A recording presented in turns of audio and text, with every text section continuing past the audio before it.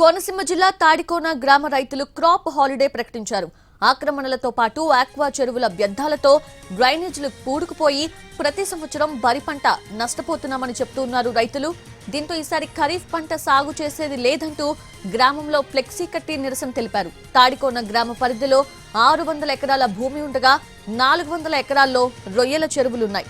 మిగిలిన 200 ఎకరాల్లో వరి సాగు జరుగుతోంది. అయితే రొయ్యల చెరువుల్లోని ఉప్పు నీరు పక్కనే ఉన్న వరి పొలాల్లోకి ఊరి పంట దిగుబడి తగ్గిపోతోందని రైతులు చెప్తున్నారు. అధికారులు చర్యలు తీసుకుని తమ పంట భూములను కాపాడాలని విజ్ఞప్తి చేస్తున్నారు.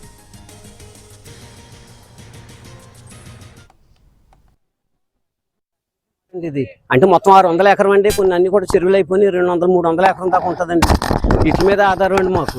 అయితే ఈ డ్రైన్లో ఉన్న సజ్జు తోడేసి అది కప్పెట్టేసి డ్రైన్ అంతా కొబ్బరి మొక్కలు వేసుకుని వాళ్ళు ఆదేసుకున్నారని దిగట్లేదండి నీరు.